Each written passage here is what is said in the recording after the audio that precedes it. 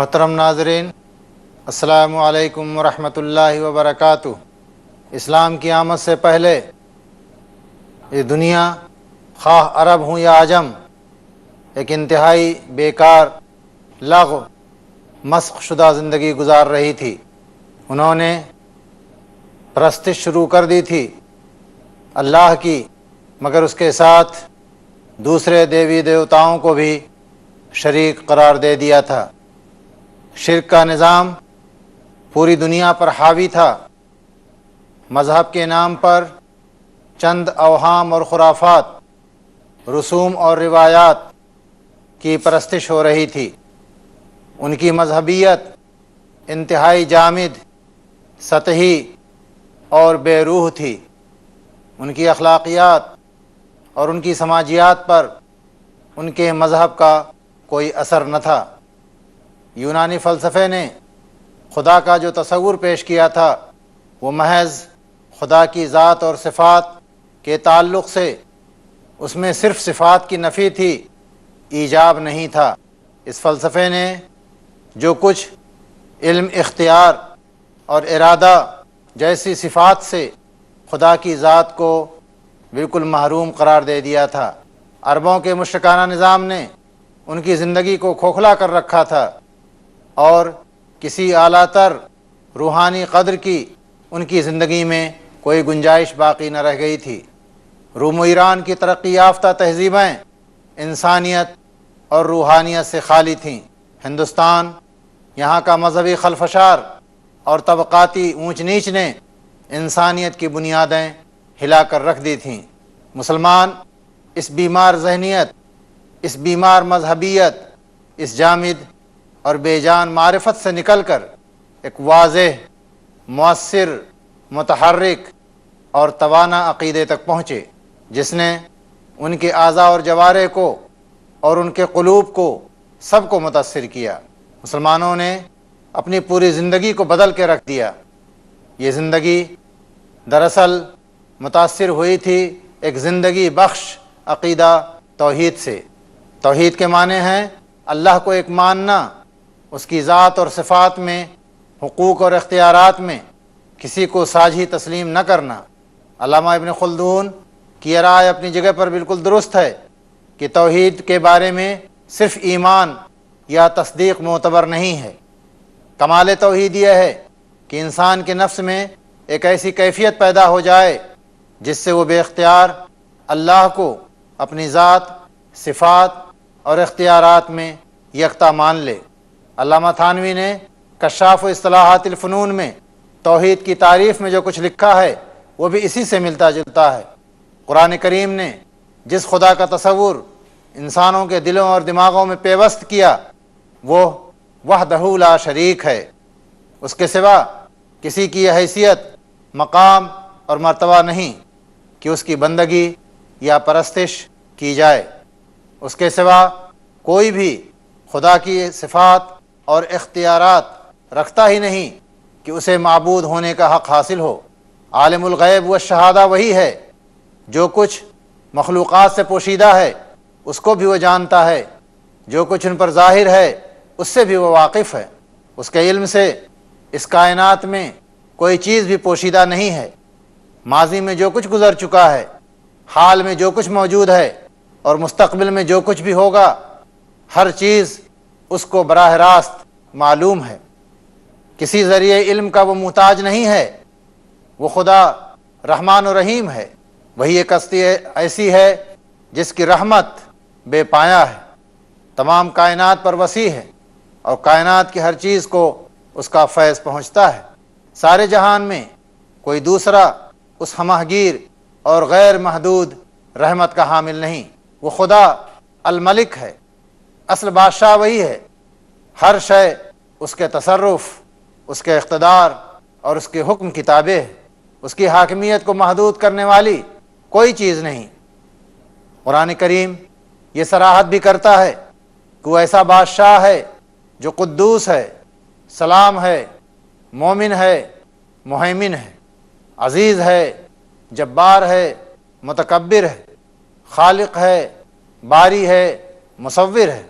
قدوس ہونے کا مطلب یہ ہے کہ اللہ کی ذات، اللہ کی ذات، اس کی ہستی اس سے بدرجہ بالا و برتر ہے کہ اس کی ذات میں کوئی عیب، کوئی نقص، کوئی کمی یا کوئی بری صفت پائی جائے۔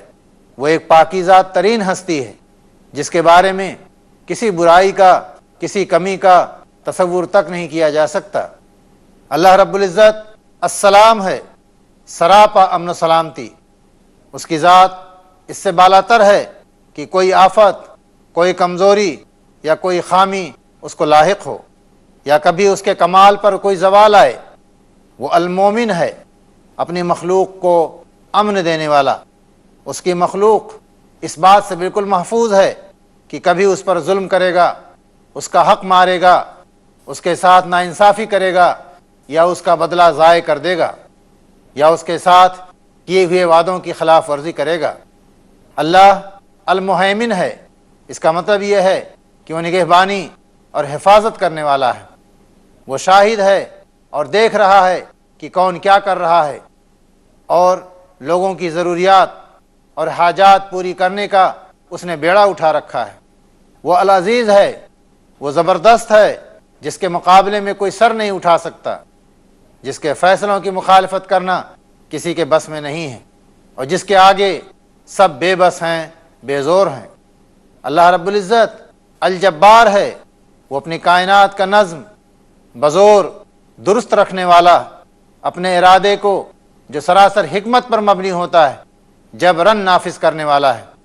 وہ انتہائی عظیم الشان اور باجبروت ہستی ہے، سراپا عظمت، سراپا بلندی۔ اللہ المتکبر ہے، وہ سب سے بڑا ہے، بڑائی صرف اسی کے لیے ہے۔ کائنات کی ہر چیز اس کے مقابلے میں حقیر و ذلیل ہے۔ اس کا بڑا ہونا اور بڑا ہو کر رہنا کوئی دعویٰ یا تصنع نہیں، اس دنیا کی سب سے بڑی حقیقت ہے۔ اللہ رب العزت الخالق ہے، الباری ہے، المصور ہے۔ پوری دنیا اور دنیا کی ہر چیز تخلیق کے ابتدائی منصوبے سے لے کر اپنی مخصوص صورت میں وجود پذیر ہونے تک بالکل اسی اللہ کی ساختہ پرداختہ ہے۔ کوئی بھی چیز نہ خود وجود میں آتی ہے، نہ اتفاقاً پیدا ہوتی ہے، نہ اس کی ساخت اور پرداخت میں کسی دوسرے کا ذرہ برابر کوئی دخل ہے۔ خلق، برا اور تصویر، یہ تینوں مراحل تخلیق صرف اللہ کی مشیت سے وجود میں آتے ہیں۔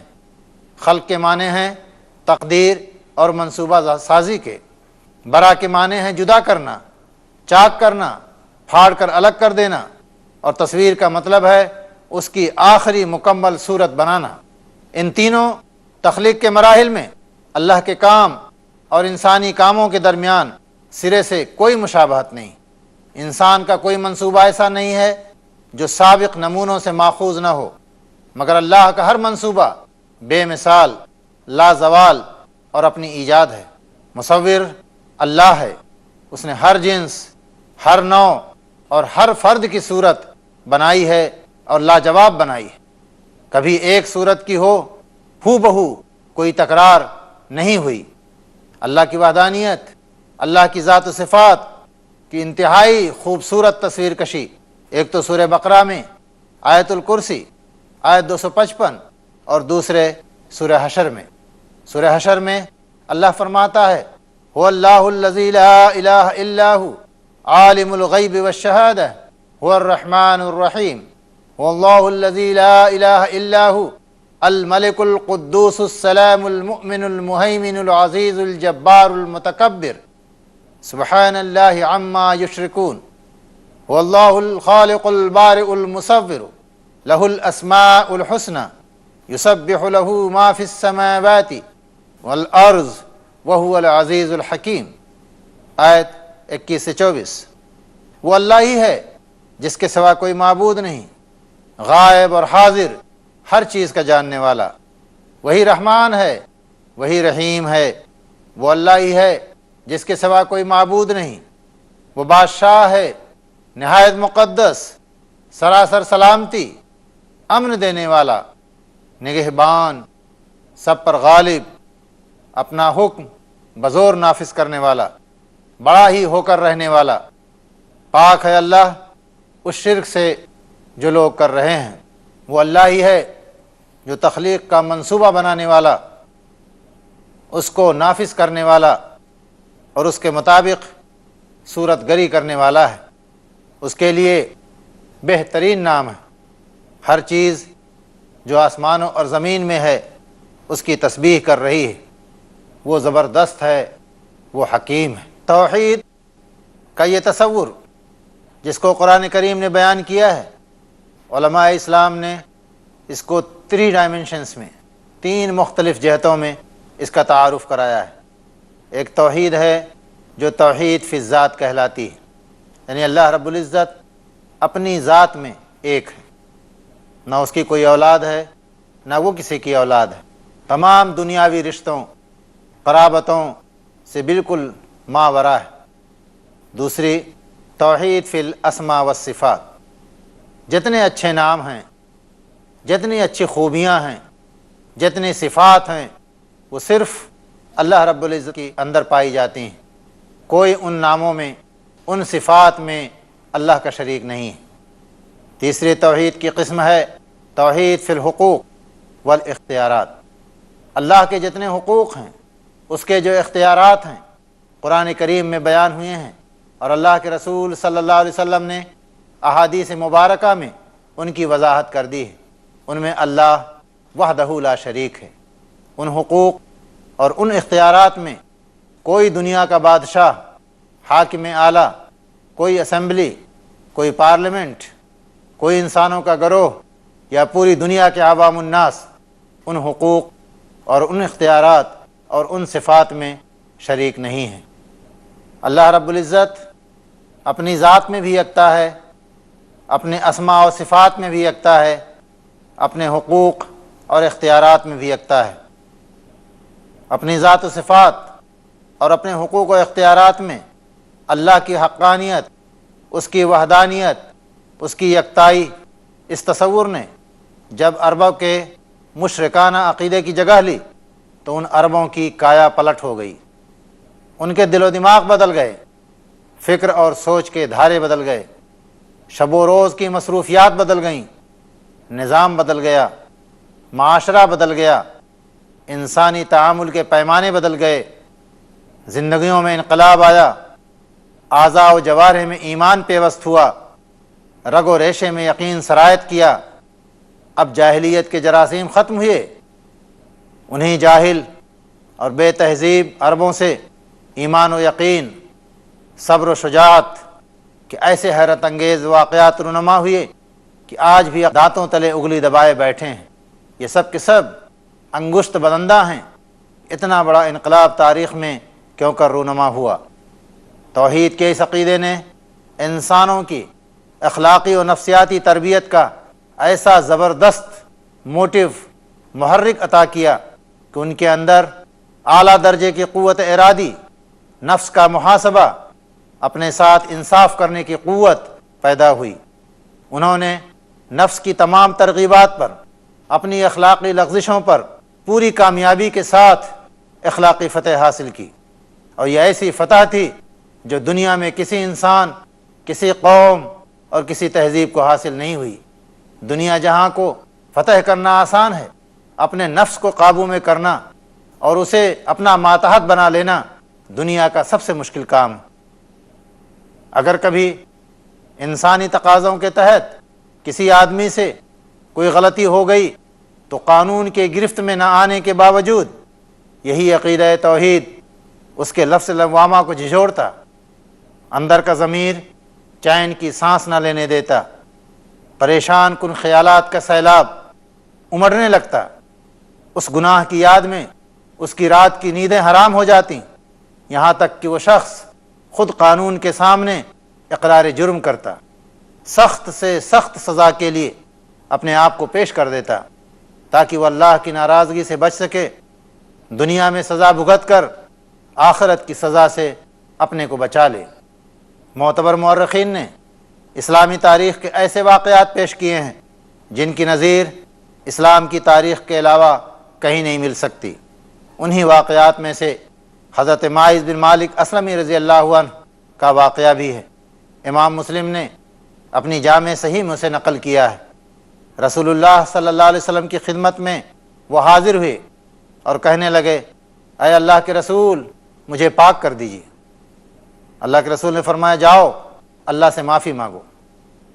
جب اسی طرح 4 مرتبہ گھوم گھوم کر اللہ کے رسول کے سامنے انہوں نے یہ اقرار کیا کہ اللہ کے رسول مجھے معاف کر دیجیے، تو نبی کریم صلی اللہ علیہ وسلم نے پوچھا کس بات سے پاک کر دوں؟ کہنے لگے زنا سے، مجھ سے زنا کا جرم سرزد ہو گیا ہے۔ نبی کریم صلی اللہ علیہ وسلم نے لوگوں سے پوچھا کہیں یہ شخص پاگل تو نہیں ہے؟ لوگوں نے بتایا کہ نہیں، یہ پاگل اور مجنون نہیں ہے۔ آپ نے پوچھا کہیں اس نے شراب تو نہیں پی رکھی؟ کسی نے آگے بڑھ کر منہ سوکھا اور بتایا کہ نہیں، اس نے شراب نہیں پی۔ پھر نبی کریم صلی اللہ علیہ وسلم نے اس سے پوچھا ڈائریکٹ، براہ راست، کیا تو نے زنا کیا ہے؟ انہوں نے کہا ہاں اللہ کے رسول۔ پھر آپ صلی اللہ علیہ وسلم نے انہیں سنگسار کرنے کا حکم دیا، پتھر مار مار کر ہلاک کرنے کا حکم دیا۔ اللہ اکبر!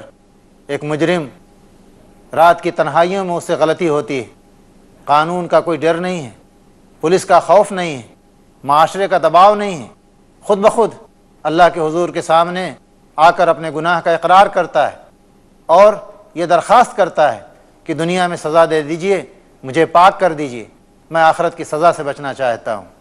تاریخ انسانی میں اس کی کوئی مثال نہیں۔ دوسری مثال حضرت غامدیہ رضی اللہ تعالی عنہ کی ہے۔ ایک خاتون اللہ کے رسول کی خدمت میں حاضر ہوئیں، درخواست کی یا رسول اللہ مجھ سے زنا کی غلطی ہوئی ہے، مجھے پاک کر دیجئے۔ آپ صلی اللہ علیہ وسلم نے انہیں واپس کر دیا۔ دوسرے روز پھر واپس آئیں، کہنے لگی اے اللہ کے رسول آپ ہمیں کیوں واپس کرتے ہیں؟ کیا اسی طرح جیسے آپ نے ماعز کو واپس کیا تھا؟ ہاں میں حاملہ بھی ہوں۔ آپ صلی اللہ علیہ وسلم نے فرمایا جاؤ جب ولادت ہو جائے تو آنا۔ ولادت سے فارغ ہوئیں تو پھر آئیں، لڑکا کپڑے میں لپٹا ہوا تھا، کہنے لگیں یہ میرا بچہ ہے۔ آپ صلی اللہ علیہ وسلم نے فرمایا جاؤ اسے دودھ پلاؤ، جب کچھ کھانے لگے تو لانا۔ جب دودھ چھڑایا پھر حاضر خدمت ہوئیں، لڑکے کے ہاتھ میں روٹی کا ٹکڑا تھا، کہنے لگیں اے اللہ کے نبی دیکھیے میں دودھ پلا کر فارغ ہو گئی ہوں، یہ کھانے بھی لگا ہے۔ اللہ کے رسول نے بچے کی کفالت ایک مسلمان کے سپرد کی اور ان پر سزا نافذ کرنے کا حکم دیا۔ سینے تک گڑھا کھودا گیا اور حکم نبوی کی تعویل میں انہیں سنگسار کر دیا گیا۔ حضرت خالد بن ولید رضی اللہ عنہ نے ایک پتھر مارا تو خون کے کچھ چھینٹے ان کے کپڑے پر آ پڑے۔ حضرت خالد نے غصے میں کچھ مذمت کے الفاظ کہے، اللہ کے رسول صلی اللہ علیہ وسلم نے تبصرہ سن لیا، فرمایا خالد اس ذات پاک کی قسم جس کے قبضہ قدرت میں میری جان ہے، اس نے ایسی توبہ کی ہے کہ ایسی توبہ اگر چنگی کرنے والا بھی ہوتا وہ توبہ کر لیتا تو معاف کر دیا جاتا۔ پھر آپ صلی اللہ علیہ وسلم نے حکم دیا، نماز جنازہ پڑھی گئی اور انہیں دفن کیا گیا۔ تاریخ اسلام کے رسول پاک صلی اللہ علیہ وسلم کے زمانے کے 2 واقعات، پورے 23 سالہ دور میں زنا کے 2 واقعات ہوئے اور کوئی واقعہ ایسا پیش نہیں آیا، اور انتہائی عجیب و غریب واقعہ، سنسنی خیز، محیر العقول۔ مجرم آ کے خود اللہ کے رسول کے سامنے اقرار کرتا ہے، اسے معلوم ہے کہ اس کی سزا سزائے موت ہے، لیکن جرم کا اقرار کر کے اس کا ضمیر اندر سے اسے کچوکے لگا رہا ہے، راتوں رات اس کو نیند نہیں آتی، معاشرے میں وہ پریشان ہے، مضطرب ہے، نہ کوئی پولیس ہے، نہ کوئی خوف ہے، نہ کوئی قانون ہے۔ اللہ کے رسول کے سامنے آ کے خود اقرار کرتا ہے اور سزا برداشت کرتا ہے خوشی خوشی، اور اس کی سزا اللہ کے رسول صلی اللہ علیہ وسلم کو اتنی مقبول ہے، اتنی پیاری ہے کہ آپ اس کے جنتی ہونے کی بشارت سناتے ہیں۔ توحید کے اس عقیدے نے انسانوں میں امانت اور دیانت، پاکیزگی اور شرافت، تقوی اور خدا ترسی کے بے نظیر نمونے پیدا کیے۔ خلوت اور جلوت میں جہاں کوئی دیکھنے والی آنکھ نہ ہو اور آدمی کا پورا اختیار ہو کہ وہ بے ایمانی کر لے گا، سچائی اور دیانتداری کا پیکر ثابت ہوئے یہ مسلمان۔ تاریخ طبری کی روایت ہے کہ مسلمان جب مدائن پہنچے فتح کرتے ہوئے ایران میں اور مال غنیمت جمع کرنے لگے تو ایک شخص اپنے حصے کا مال غنیمت لایا اور اس نے خازن کے سپرد کر دیا۔ لوگوں نے کہا یہ تو انتہائی قیمتی سامان ہے، ایسا کبھی دیکھنے میں نہیں آیا، ذرا معلوم کرو یہ کون شخص ہے۔ اس سے پوچھا کیا تم نے اس میں سے کچھ لے بھی لیا ہے؟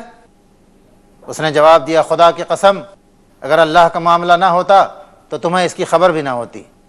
لوگوں نے اندازہ کر لیا کہ وہ انتہائی غیر معمولی شخص۔ انہوں نے پوچھا تم کون ہو؟ اس نے کہا میں نہیں بتاؤں گا کیونکہ تم میری تعریف کرو گے، سب تعریف صرف اللہ کے لیے، میں اسی کے ثواب پر راضی ہوں۔ جب وہ واپس ہوا تو ایک آدمی اس کے پیچھے لگا دیا کہ ذرا دیکھو تو صحیح کون ہے۔ معلوم ہوا کہ ان کا نام عامر ہے اور قبیلہ عبد قیس سے ان کا تعلق۔ کیا دیانت ہے، کیا راست بازی ہے، کیا امانت داری ہے، کسی کو خبر نہیں ہے اور انتہائی قیمتی مال غنیمت لا کر صرف اللہ کی رضا کے لیے سپہ سالار کی خدمت میں پیش کرتے ہیں۔ توحید کے عقیدے نے مسلمانوں کا سر بلند کر دیا، ان کی گردن اونچی کر دی۔ کیا مجال تھی کہ غیر اللہ کے آگے وہ جھکے، کسی جابر بادشاہ، کسی درویش یا کسی مذہبی پیشوا کے سامنے وہ خم ہو۔ اس ایمان نے ان کے دلوں کو خدا کی عظمت سے معمور کیا۔ مخلوقات کا حسن و جمال، دنیا کی دل فریبیاں، شان و شوکت کے مظاہرے ان کی نظر میں ہیچ ہو گئے۔ انہوں نے بادشاہوں کے کر و فر اور ان کے جاہ و حشم کو ٹھوکروں پر رکھا، درباروں کی سجاوٹ اور زیب و زینت کو، شاہی تمطراق اور ملوک عجم کے دنیاوی مظاہر کو اچٹتی نگاہ سے دیکھا اور آگے بڑھ گئے جیسے مٹی کے کھلونے ہوں۔ حضرت عمر ابن جموح رضی اللہ عنہ، ان کے 4 بیٹے تھے، خود ان کے پیروں میں کچھ لنگڑاہٹ تھی۔ رسول اللہ صلی اللہ علیہ وسلم جنگ میں تشریف لے جاتے تو وہ بیٹے آپ کے ہمراہ جاتے۔ جب آپ غزوہ احد کے لیے تشریف لے جانے لگے تو وہ اصرار کرنے لگے کہ اب میں بھی جنگ کروں گا۔ بیٹوں نے سمجھایا کہ آپ کو اللہ کی طرف سے رخصت ہے، آپ تشریف نہ لے جائیں تو زیادہ اچھا ہے، اور ہم تو آپ کی طرف سے کافی ہیں۔ انہوں نے اصرار کیا، اللہ کے رسول نے اجازت دے دی۔ انہوں نے کہا اپنے بیٹوں سے میرے بیٹے مجھے تم جہاد میں نکلنے سے روکتے ہو، بخدا میری تمنا ہے کہ میں لنگڑاتے ہوئے جنت میں داخل ہوں۔ رسول اللہ صلی اللہ علیہ وسلم نے فرمایا کہ اللہ نے تم کو جہاد سے معاف فرما دیا ہے۔ دوسری طرف ان کے بیٹوں سے فرمایا جاؤ اسے جانے دو، شاید اللہ تعالیٰ اسے شہادت نصیب فرمائے۔ وہ رسول اللہ صلی اللہ علیہ وسلم کے ساتھ جہاد کے لیے نکلے اور شہادت پائی۔ بندہ مومن دنیاوی جاہ و حشم سے بے نیاز ہو جاتا ہے جب توحید کا عقیدہ اس کے دماغ میں، اس کے ایمان میں سرایت کرتا ہے۔ میرے دوستو، توحید کا یہ عقیدہ ہمارے دلوں میں پیوست ہو جائے تو ہم دنیا جہان سے بے نیاز ہو جائیں اور بے خوف ہو جائیں۔ اقول قولی ھذا واستغفر اللہ لی ولکم اجمعین، والسلام علیکم۔